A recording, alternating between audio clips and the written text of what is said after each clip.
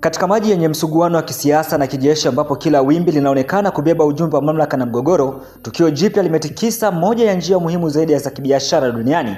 Katika Strait of Hormuz, jeshi la wanamaji la walinzi wa mapinduzi ya Irani, IRGC Navy, limetangaza kukamata meli mbili za kibiashara katika operesheni iliyosababisha taharuki kubwa katika sekta ya usafirishaji wa baharini duniani.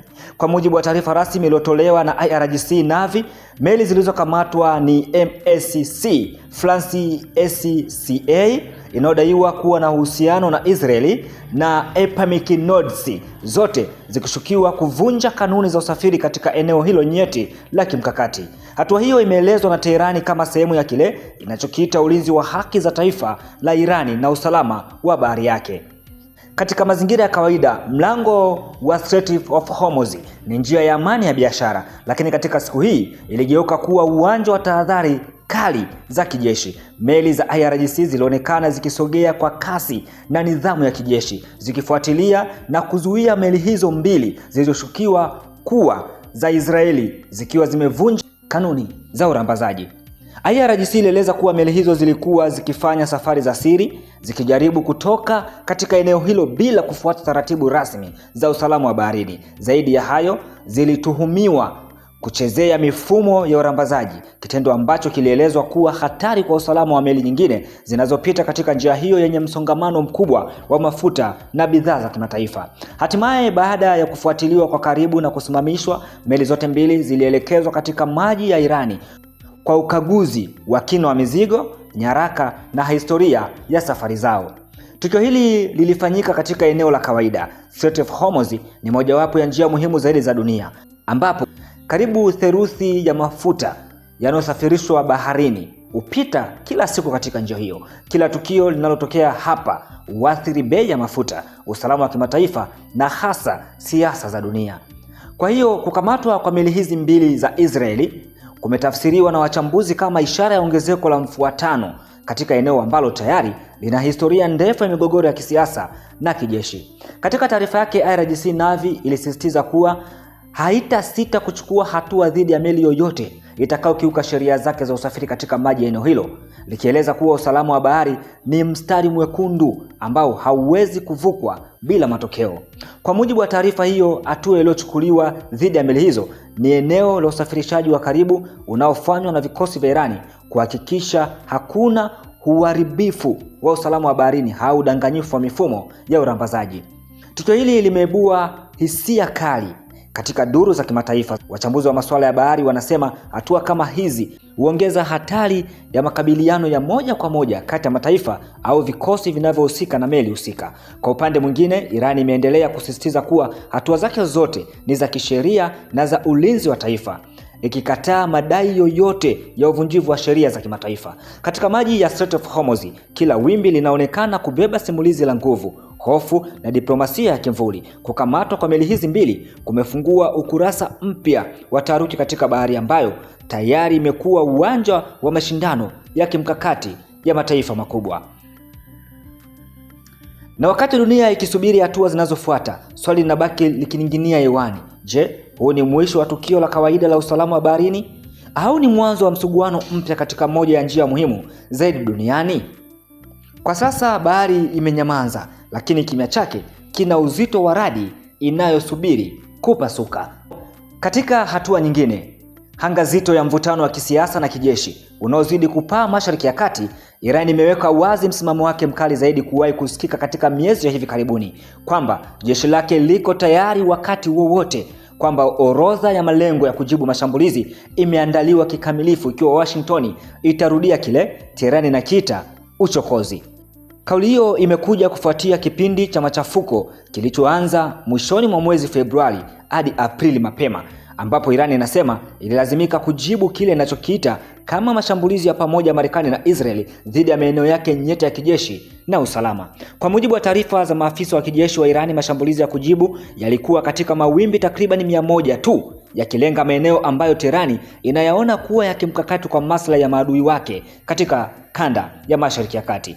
Katika taarifa ya pamoja iliyotolewa na makamanda wa vikosi vya anga na majini wa Islamic Revolutionary Guards Corps IRGC, jeshi la mapinduzi la Kiislamu la Iran ilituma ujumbe mzito unaosisitiza kuwa nchi hiyo haiko katika hali ya kusubiri, bali ya maandalizi wakati halisi wa majibu. Na hapa nanukuu: tumeweka wazi orodha ya malengo, kidole kiko kwenye kifyatulia, na nyuma yetu kuna umoja wa mitaani na mshikamano wa viongozi, ilisema taarifa hiyo. Kauli hiyo iliongeza kuwa taifa linaunganika katika kile wanachokiita njia moja ya ushindi, wakisisitiza kauli za kiitikadi kama Mungu mmoja, kiongozi mmoja na taifa moja. Katika lugha ya kijeshi ya Teherani, maneno haya si ya kawaida, hutumika kuashiria kiwango cha juu kabisa cha tahadhari na utayari wa vita vya moja kwa moja au vya kimkakati. Katika mkutano uliofanyika Islamshal karibu na Teherani, naibu rais na makamu mkuu wa shirika la uboreshaji wa usimamizi wa nishati Esmaili Shakhai Esfahani aliongeza uzito wa kauli hizo kwa kuanzisha istilahi mpya ya kisera ya kijeshi. Alisema Irani kawaida hutumia kanuni ya jicho kwa jicho, lakini ikiwa mashinikizo yataendelea au mashambulizi yatajirudia, basi majibu yatabadilika kuwa jicho kwa kichwa. Kauli hii imechukuliwa na wachambuzi wa masuala ya ulinzi kama ishara mabadiliko ya lugha ya kijeshi ya Teherani kuelekea msimamo mkali zaidi wa kuzuia mashambulizi ya baadaye.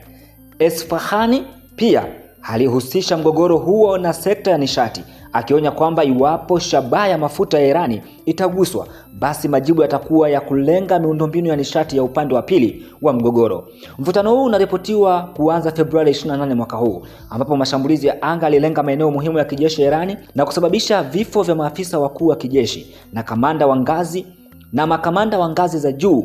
Kwa mujibu wa taarifa za Teherani, Irani ilijibu kwa kile ilichokiita mawimbi 100 ya mashambulizi ya kulipiza kisasi, yakilenga vituo nyeti vya majeshi ya Irani na Israeli katika maeneo mbalimbali ya kikanda.